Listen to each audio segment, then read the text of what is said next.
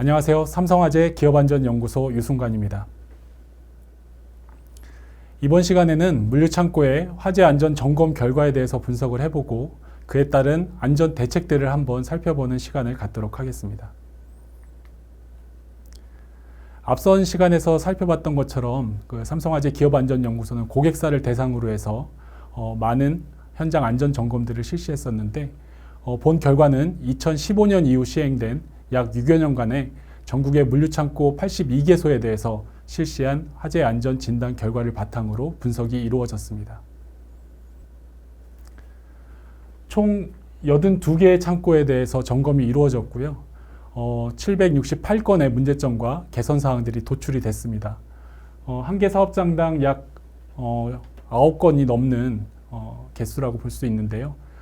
그 내용들을 좀 살펴보면 점화원과 관련된 것들이 34%, 그리고 소방시설과 관련된 것들이 한 33%, 가연물과 관련된 것들이 9%, 그 다음에 방화구획과 관련된 것들이 6%로 이 네 가지 항목들이 전체에서 83%의 비중을 차지하고 있었습니다.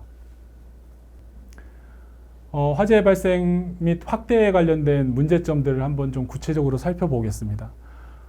먼저 가연성 판넬이라든지 그 다음에 우레탄 폼이 노출되어 있어서 화재 발생 위험을 키우는 이와 관련된 문제점들, 즉 가연물 관리 미흡과 관련된 문제점들이 약 18%의 비중을 차지했고요. 그 다음에 관통부라든지 방화 셔터가 제대로 관리되지 못해서 방화구획이 적절히 기능하지 못하게 되는 이런 문제점들이 한 13% 정도의 비중을 차지하고 있었습니다.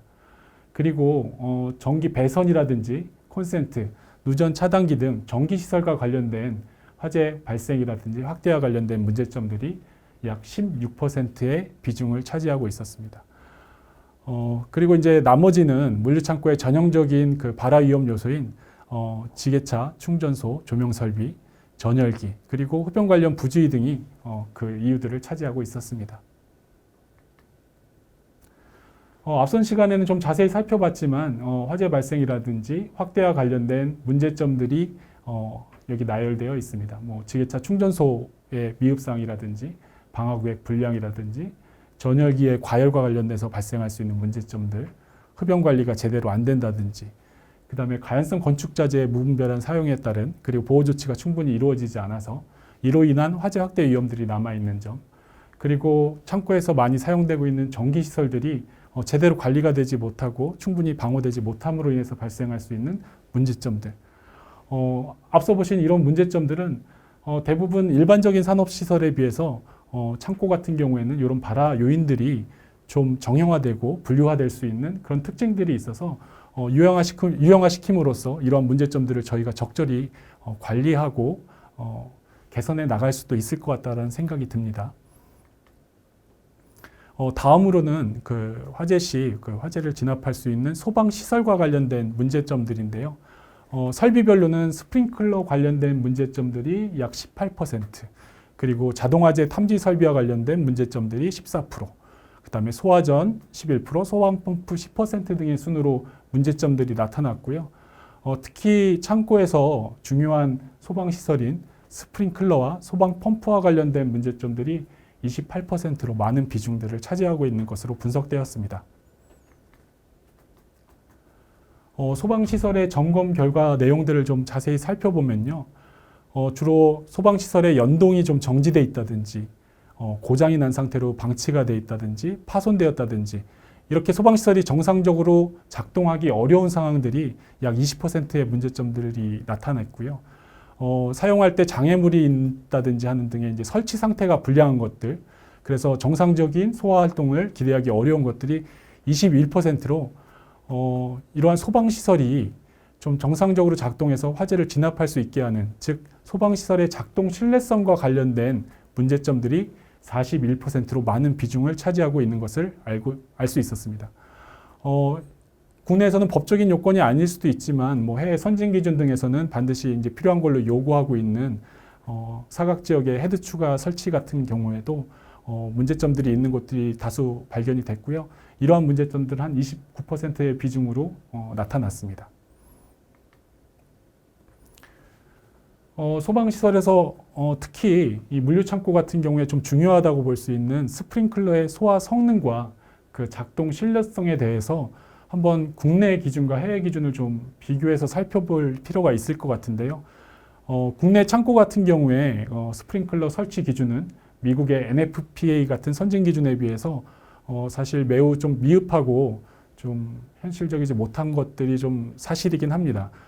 해외 같은 경우에는 수용 물품의 화재 하중이라든지 포장 방법 등에 따라서 클래스 1, 2, 3, 4 그리고 플라스틱류를 세분화해 가지고 적재 높이라든지 그다음에 렉이라든지 팔레트 등의 적재 형태에 따라서 구분해 놓고 이에 따른 각 케이스별로 실제 실물 화재 실험 등을 통해서 입증된 그 스프링클러의 살수 밀도라든지 방수 시간 그리고 스프링클러 헤드의 설치 위치 등을 세세한 기준으로 규정을 하고 있습니다.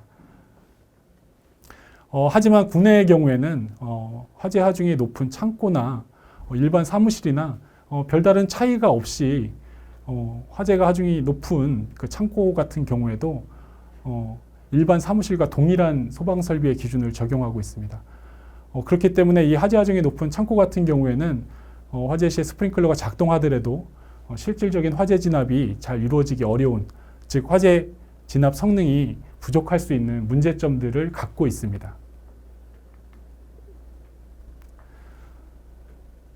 그 화재 시의 소화 설비의 작동 현황에 대해서 좀 살펴볼 필요가 있을 것 같은데요. 국내 경우를 먼저 좀 살펴보겠습니다. 2020년에 발표된 소방청에서 발표된 화재 통계 영감에 따르면요, 스프링클러를 비롯한 그 소화전, 소화기구 등을 포함한 그 소화 설비의 작동 신뢰성에 대한 그 통계들을 볼 수가 있는데요. 전체 화재는 한 38,600건 중에서 소화 설비가 설치된 곳에서 발생한 화재 2,006건에 대해서만 좀 살펴보겠습니다. 그 중에서 한 711건, 약 35% 정도에서만 소화 설비가 정상적으로 효과적으로 작동한 것으로 나타나고 있습니다. 이렇게 소화 설비가 정상적으로 잘 효과적으로 작동하게 되면 인명 피해와 재산 피해도 마찬가지로 크게 감소하는 것을 알 수 있는데요. 소화 설비가 효과적으로 잘 작동했을 경우에 화재 건당 인명 피해는 0.17명에서 0.1명으로 약 41%가 감소하는 것을 알 수 있었고요. 재산 피해 같은 경우에는 화재 건당 1억 5천만 원에서 소방 설비가 효과적으로 작동한 경우에는 2,600만 원 정도로 무려 한 82%가 감소하는 것을 알 수 있었습니다. 반면에 한번 미국 같은 경우를 한번 살펴볼까요? 미국 NFPA 레포트를 좀 살펴보면요. 2010년부터 2014년까지 미국에서 발생한 화재 중에서 88%에서 스프링클러가 효과적으로 작동한 것을 알 수 있습니다. 국내와 많이 다른 결과인데요. 미국 같은 경우에는 나머지 한 8%만이 작동에 실패했고 한 4% 정도가 작동했지만 효과적이지 못했었던 경우로 통계에 나타나고 있습니다. 참고로 그 미국 같은 경우에 설치된 스프링클러 종류와 구조가 간단하고 그다음에 신뢰성이 높은 습식 스프링클러의 설치 비중이 87%였고요. 나머지는 건식이라든지 준비 작동식이 약 13% 정도로 매우 낮은 비중을 차지하고 있었습니다. 네, 그 업종별로 보면 창고 용도에는 설치된 습식 스프링클러가 77%의 아주 큰 비중을 차지하고 있었습니다. 국내 같은 경우에는 이와 관련된 통계 자료는 없습니다. 하지만 저희가 현장에 나가서 살펴보게 되면 많은 물류 창고들에서 오동작에 의한 수손 피해를 좀 우려들을 하셔서 습식에 비해서는 신뢰성이 많이 낮은 준비 작동식 스프링클러를 사용하고 있었고요.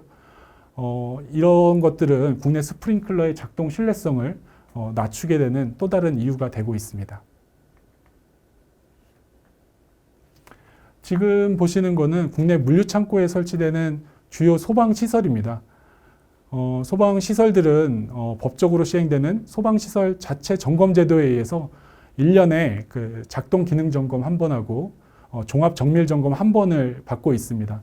이렇게 1년에 2번 정도 소방청 고시에 따라서 자체 점검표의 점검 항목에 따라서 이 소방시설들에 대한 점검이 이루어지고 있는데요.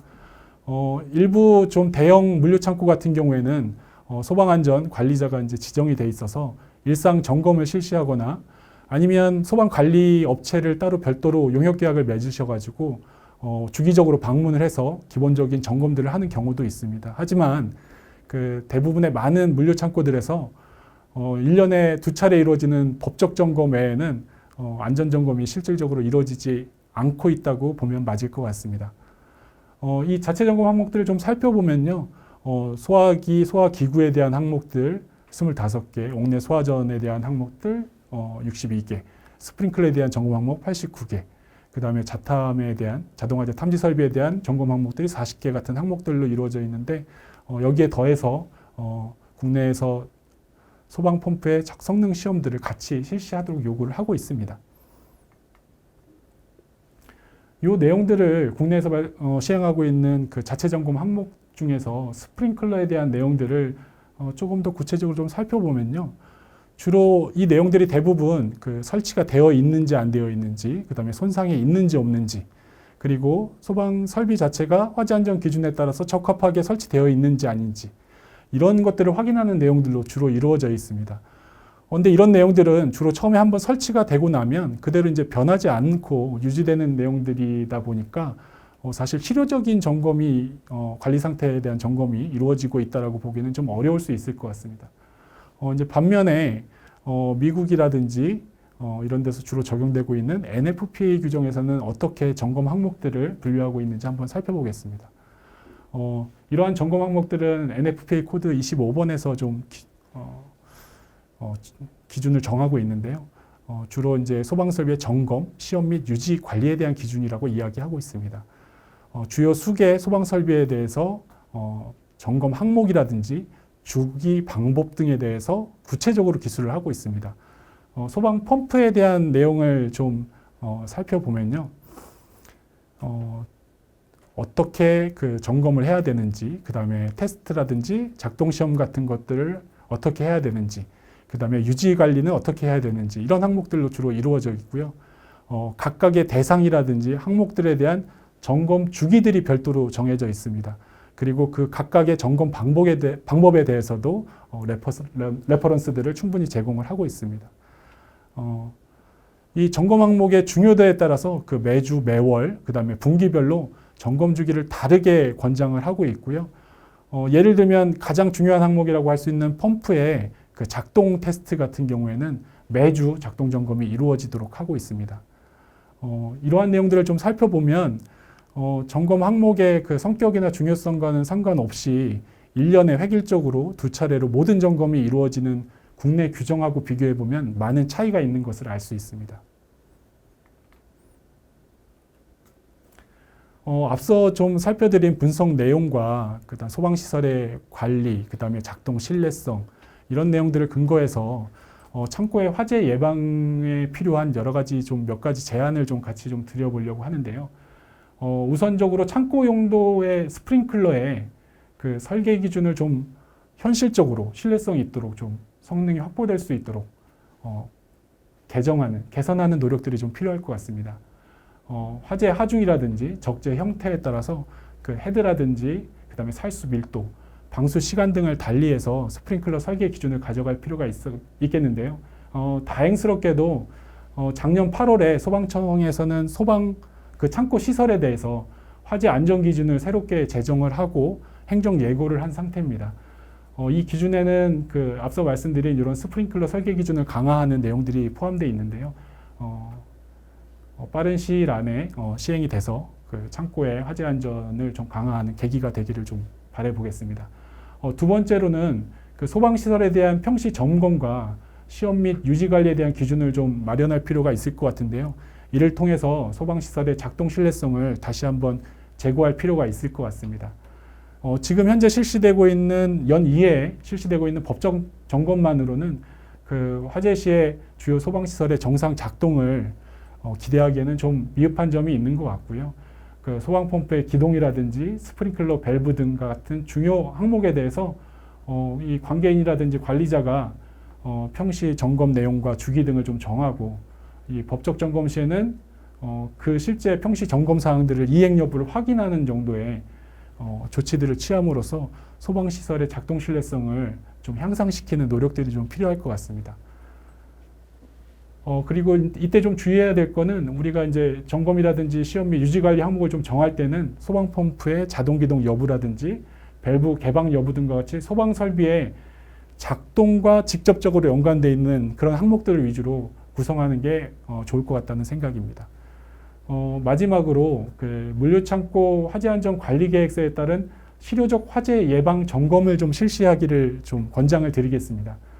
22년 9월 달에 국토부에서는 그 물류창고업에 대한 화재안전관리계획서 작성 지침을 고시를 했고 시행이 이루어졌습니다. 그래서 이 화재안전관리계획서의 작성 대상은요, 물류창고업 중에 이제 전체 바닥면적 합계가 1,000제곱미터 이상인 보관시설이거나 아니면 연면적 합계가 4,500제곱미터 이상인 보관장소의 물류창고를 그 대상으로 하고 있고요. 주로 화재 예방, 그리고 화재 대응, 그 다음에 화재 대비, 그 다음에 창고의 기반시설에 대한 자료들을 구체적으로 기술하여 작성하는 것들을 요구를 하고 있습니다. 이러한 화재안전관리계획서가 단지 계획서로 끝나지 않고 실질적으로 물류창고의 화재 안전을 담보하고 확보하는 그런 조치가 될 수 있도록 실효적인 화재 예방 점검들을 실시해 주실 것을 기대하고 바라보겠습니다. 네, 지금까지 그 물류창고에 발생할 수 있는 화재 원인과 안전 대책들을 같이 좀 살펴봤고요. 본 시간이 여러분들의 물류창고의 화재 안전에 조금 더 나아질 수 있는 그런 기회가 되었으면 좋겠습니다. 감사합니다.